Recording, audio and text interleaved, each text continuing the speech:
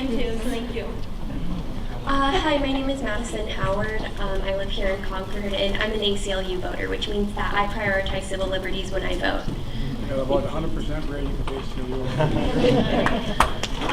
So what I want to know is, as president, would you commit to cutting the prison population overall, and specifically the federal prison population, in half, which would be still twice what it was in 1997? And if so, how would you accomplish this? Good question. Let's get a few things, and that's a very good question. Let's get a few things straight. The fact of the matter is, of 100 prisoners behind bars, 93 are in state prisons. They're not in federal prisons. That's number one. When we were vice president, I was proud to stand with the president when he reduced the prison population in federal prisons by 3,800. Number two. Number three, the idea that we are in a situation where we should not be putting anybody in prison for misdemeanors, which we're not at the federal level, and we should not be putting people in prisons for drug offenses if in fact for example, when I wrote the crime bill, which you've been conditioned to say is a bad bill, there was only one provision in it that had to do with mandatory sentences that I opposed, and that was a thing called the 3 strikes and you're out, which I thought was a mistake, but it had a lot of other good things in the bill, which I'll get to in a second. But here's the deal. The fact of the matter is that I set up, when I wrote the crime bill, drug courts. So instead of putting people who have not committed a violent crime but are either addicted and you know what the opioid crisis is here, we should be putting people through drug courts into treatment, and it's in fact reduces crime even more than it does.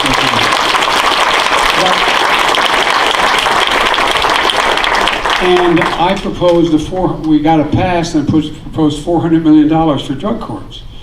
When we lost the election in 2000, along came and the Republicans wouldn't support that 50. They put $50 million in the drug courts, and they basically went away. When in fact the exact opposite should be happening. Here's the deal, folks. There are some circumstances in which people should be behind bars because in fact they have committed a heinous crime and they remain a threat to society.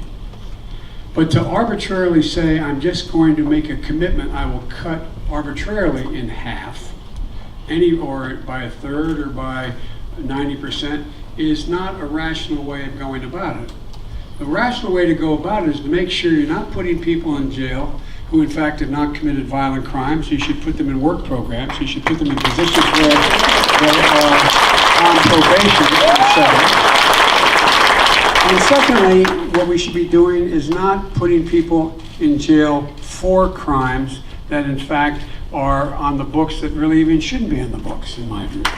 And so, we can go through it all, it's too much to go into more detail, but you make a really good point, kiddo.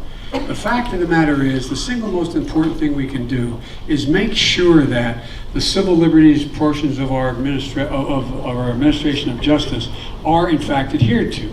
That's why, for example, we should make sure, and I know people get mad at me, I used to be a public defender, we should make sure that the Legal Aid Society is fully funded.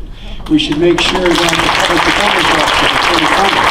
We should make sure that everyone has representation that is out there. We should make sure, and I got 2 great judges in here, but we should make sure that if in fact someone is put on trial for a crime that could end up with a major sentence or life imprisonment because it was a capital offense, by the way, congratulations to you all ending the death penalty.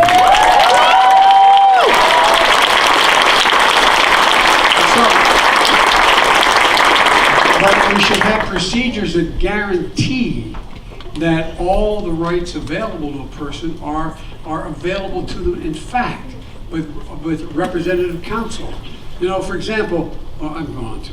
Anyway, I'd love to send anything you give my staff your address. I'll send you a lot of this stuff. And by the way, we have to go beyond dealing with the prison population in terms of our civil liberties.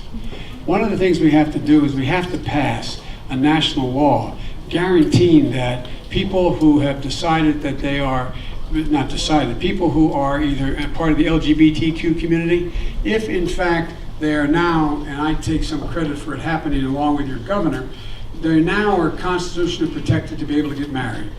the Constitution says. Just so you know, tomorrow, a gay person can walk into 23 states after they're married, their employment, and get fired because they're gay. It's wrong. It's wrong. So there's civil liberties issues that are outstanding that have to be dealt with in my view, and I'd love to correspond with you and tell you what I think some are. You're impressive. Now, I know they said last question, but